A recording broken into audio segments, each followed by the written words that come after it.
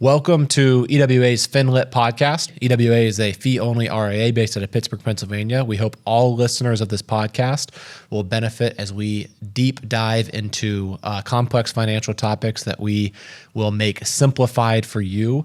And we hope that this really serves as a catalyst so that you can make the best financial planning decisions for your family and also save time. Welcome, everyone. Excited to be joined by Jamison and Chris from EWA team.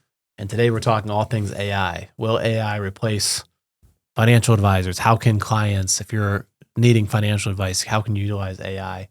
How could you utilize AI with the help of a financial advisor? We're going to be covering all the topics. So right off the bat, Jamison, Chris, how do you guys use AI on a day-to-day basis?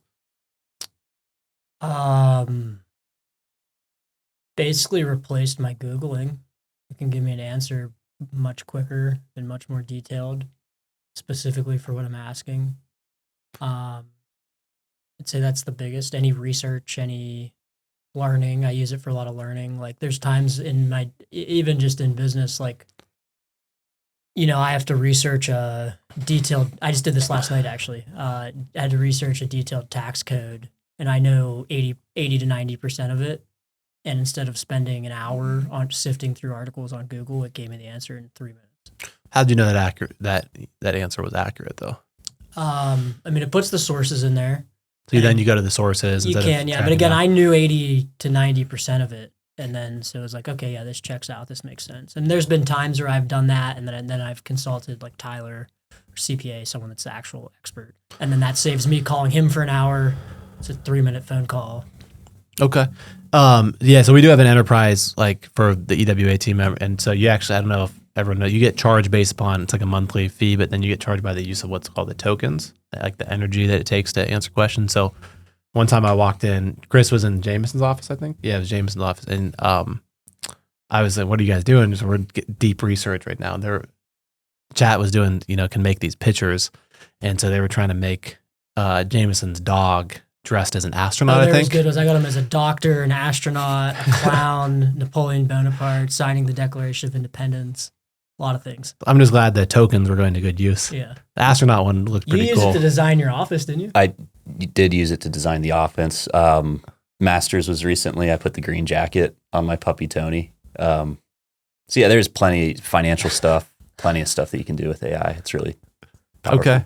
Well, what Chris, how else do you use it on a day-to-day basis?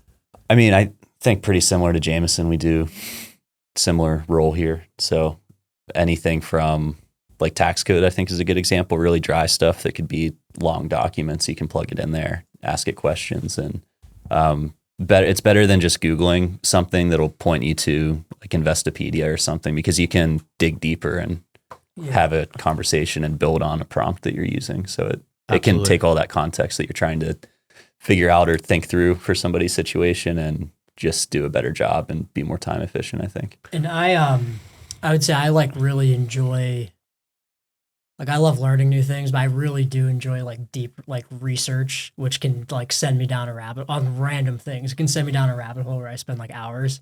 And so I've been using the deep research lately. I just did this last night too.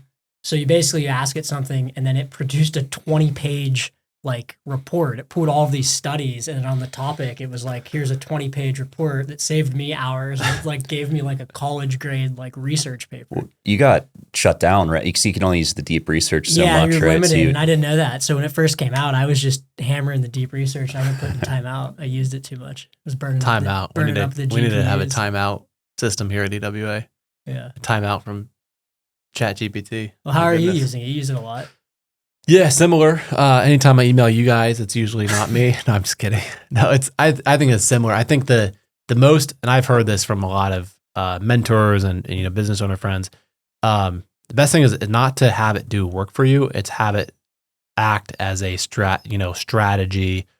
Eliminate. It cuts down times. Ultimately, I still want to make the decision, and then it helps analyze data. It's like we'll do team meetings together. And then it'll analyze all the action items after this team meeting. So I think the dictation service you can put in any kind of meeting, and then that itself will come up with summary, but putting it in a customized GPT so it can come up with like the follow-ups. We use that internally. And then also if we have like a survey of any call, we'll always remove the personal identifiable information to take names out. But then if we have a survey of like 10 questions and ask it to analyze, hey, where can we improve? It's like we just did like an EWA tax survey and the first day of results, and we got like 35 responses like immediately. And so I put it in there and, took out the cell with people's names. A lot of people were anonymous, put it in there, and then it analyzed, here's what you did great, here's what you needed, versus like me going cell by cell by cell. So that alone is just a quick, probably 20 or 30 minutes saved. So tasks like that, I think the important part is just removing all the personal identifiable information because there's still some security concerns, and then using it to save time on those tasks as well. So I guess the next question is, do you think AI will there be disruption in our industry? Will it replace financial advisors? And if so, who will be replaced, who will not be replaced, et cetera? What do you guys think? Yeah, I think some areas definitely. I think AI is really good at like data-driven tasks. So a lot of stuff that might just be historically like tedious stuff that just takes you time to do. I think a lot of that would be hopefully taken care of and more efficient with AI. But I think the human touch, the connection aspect of knowing the full context of someone's plan, might take some time to get there. But yeah, absolutely.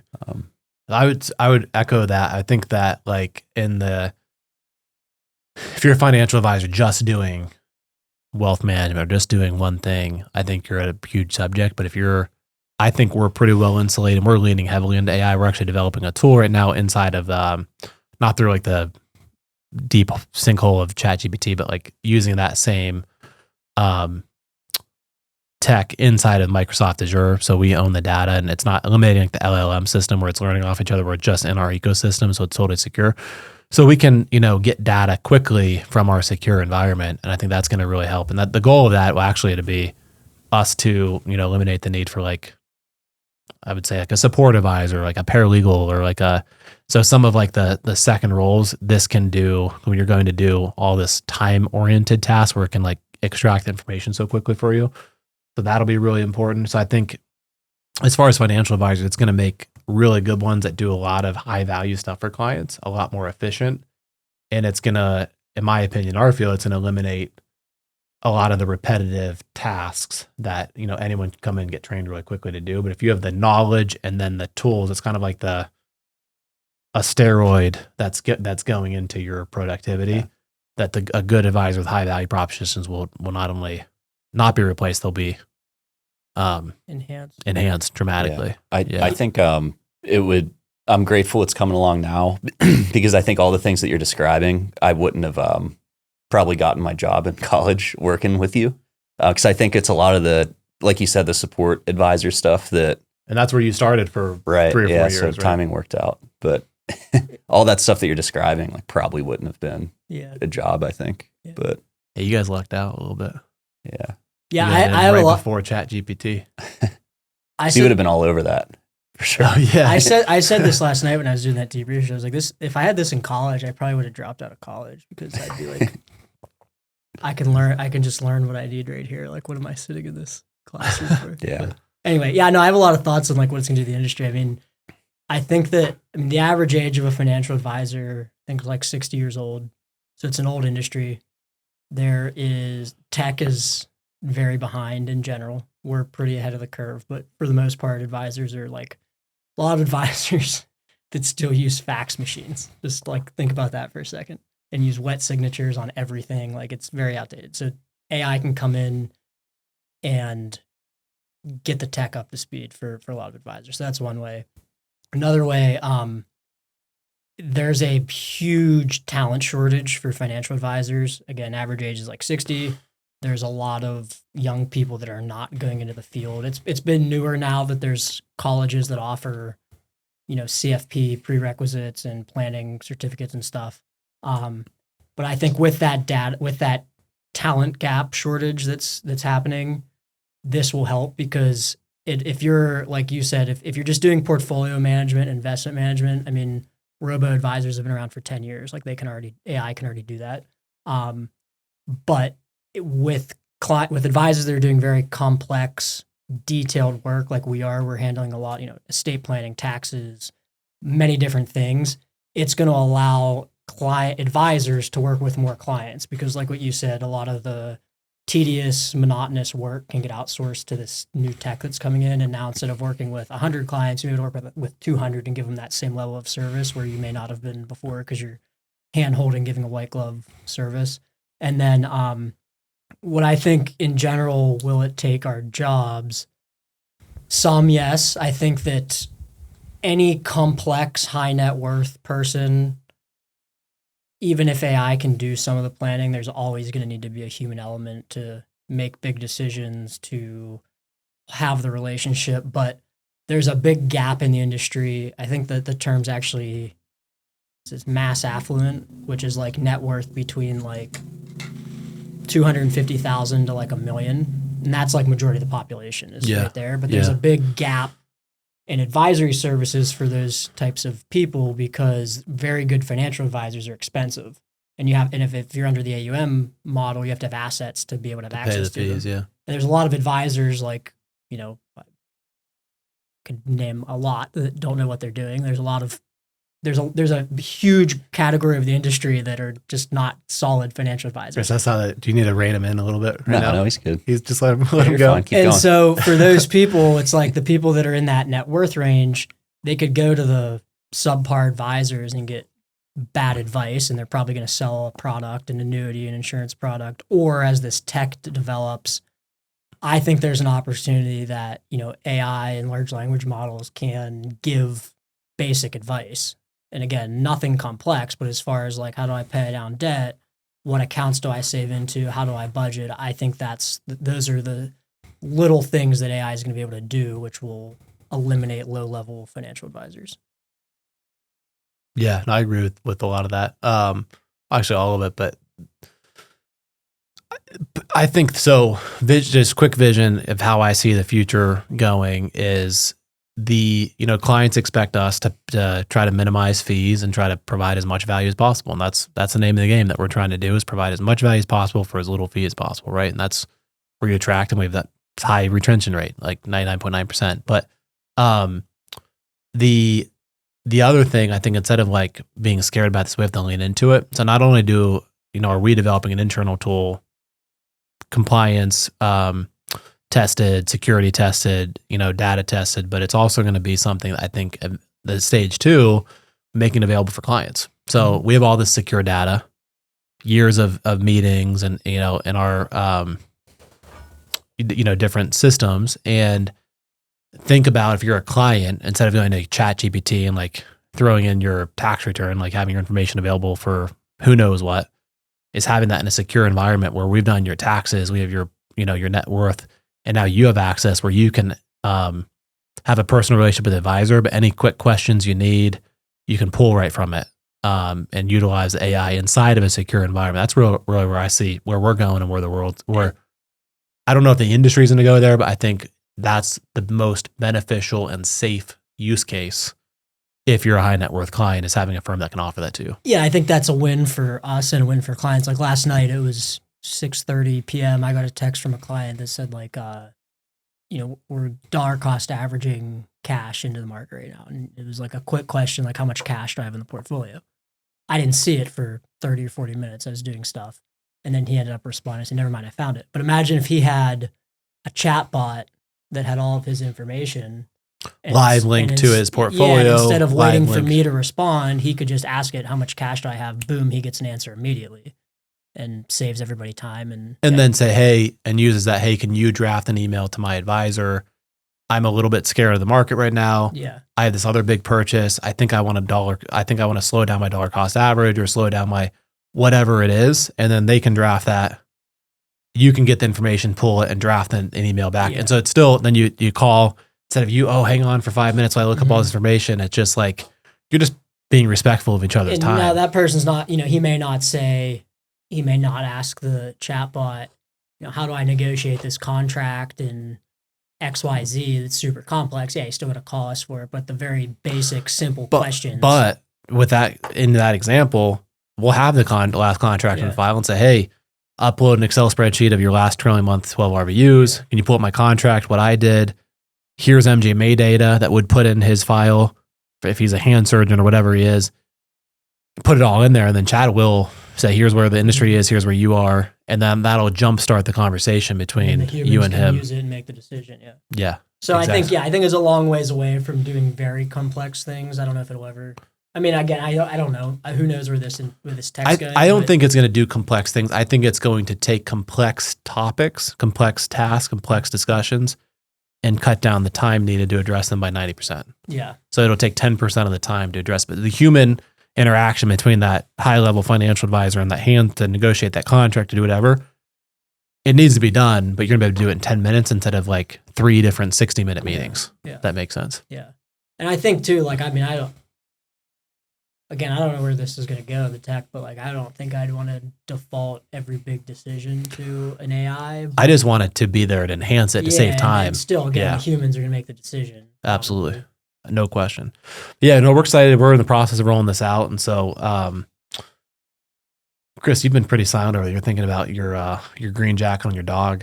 Yeah. Still. The important stuff with AI. What about some financial stuff? Anything on your... I think it does a good job with info that's already out there. Devin and I, another advisor on the team, we just met with somebody that is covered by a government pension. And this is something that's easy to do. We could still calculate benefits by hand, but it has, you can pull all that info from the online, the actual government sources, and we can run 5 different pension scenarios in instead of building a couple bunch minutes. of spreadsheets. Right, which could have user error. We still check it and make sure it's right, but it cuts down the time and just helps us put those models together a lot quicker.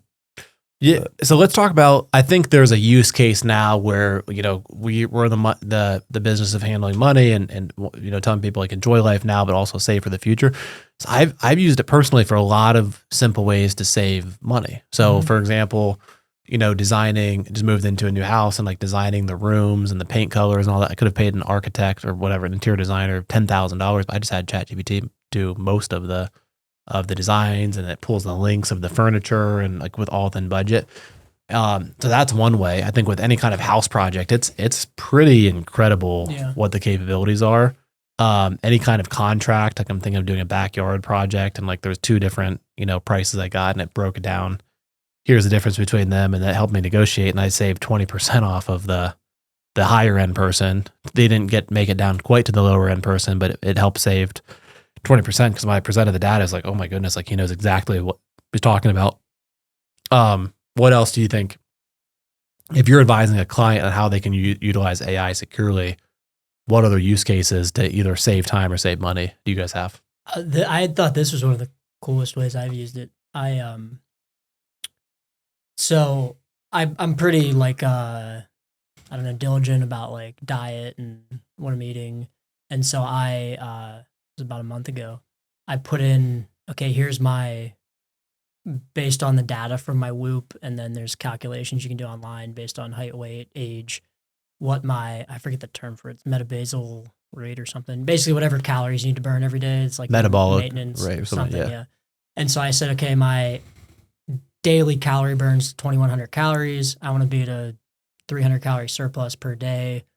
Here's what I've been eating on a day-to-day as far as, you know, each meal. And I said, how do we dial this in to get X amount grams of protein, X calories, give me a direct grocery shopping list. And then is it better, should I outsource this to a meal prep service, or should I just cook this in like meal prep? And I mean, it gave me a crazy detailed. What did it end up doing? What was the result? Are you meal prepping or are you outsourcing it? Meal prepping. I got a Butcher Box subscription. So pay a couple $100 a month, you get, you know, a bunch of meat in a box, all organic, grass-fed, frozen. And then, you know, like twice a week, I just cook a bunch of steaks and ground turkey and whatever I want, and then I have it. We get a Butcher Box. Yeah, was that an ad? Is this an ad? Are we getting paid for this podcast now? No, it's just a great product. Okay. All right. Just checking. Yeah. No free ads. Yeah, so. No free ads. But yeah, call them and make them pay for that. All right. Chris, how about you? What other ways would you say clients could utilize it from a cost or time saving perspective? Yeah, you can download your transaction history from all the cards, and you could throw it in there, and it would, you know, it can put together a really good budget that you'd otherwise have to scrub yourself. And so organize your spending habits and make you aware and make you just understanding where your money's going. Yeah. So that's been very helpful. That's where we've had to pool. People sometimes use one credit card, people use 10. So it could be a mess. And if you're going through it by hand, it's hard. Maybe that's easy because you can get that in Excel. You can remove any personal identifiable information and say, don't have to give names. You can just do it. Right. Well, it's always just, if you pull those, it just shows date, amount. Oh, it doesn't even show names. Yeah. Yeah. So it's that's awesome. Way faster. So incredible. Okay. What else? Can you guys think of any other, if you're an AI advisor for clients trying to say, hey, here's how to save time or money? I like the contract one, whether it's an employment agreement, an apartment lease, I think you've used for that. I got an HOA document that was like 180 pages and I just dumped it into chat and it just does what you needed to know. Yeah, it does a really good job boiling it down. Like all the legal talk, it translates that to, you can even prompt it, like explain this to like a 10-year-old. Yeah, I like that one. I'll say explain it to a golden retriever or an elementary school student. You'll have like a tax code that's explain it to, so it does a good job simplifying things. I mean, I've been using it a lot to figure out how like car insurance works and these claims, and I'm getting real detailed into, the insurance industry personally. So Jamison just got his car too, got ran over by a 17-year-old. Ran a red light, hit me. Luckily, everybody's safe. Could have been a lot worse. Yeah, you hit your girlfriend's side too. Car's totaled, most likely. Not for sure yet, most likely. But yeah, I didn't realize how insane auto insurance was. But chat's like broken it down. Here's what how this works, what the process is. There's little things that would take hours of research. Is quick 5 minutes. I've noticed like I have a business coach and like we'll transcribe the conversations and I'll remove names and then put it in there and it'll summarize. So like I'm not using it to replace anything right now. I'm using it to otherwise enhance like 10x the results. That business coach, like during business, we have an hour session. It's really busy. Then I'm like, implement 1 out of 10 things. But now it's like, it breaks it down, that gives an action plan and does all the homework for me. And now I just have to execute it. So it really saves hours of time. So huge believer in creating a customized GPT that gets trained on what you're trying to do. So like I have one for health, for example. I have one for coaching. I have one, for certain financial decisions, and none of them are making decisions. It's just to enhance the data pool and the summaries so that I don't have decision fatigue and I have more energy to actually spend time rather than doing all the work to analyze. The analysis is done. Now I get to really think about the strategy. Thanks for tuning in to our podcast. Hopefully you found this helpful. Really hope this is as beneficial and impactful to as many people across the nation as possible. So hit the follow button. Make sure to rate the podcast and please share with any friends or family members that would also find this beneficial. Thank you very much.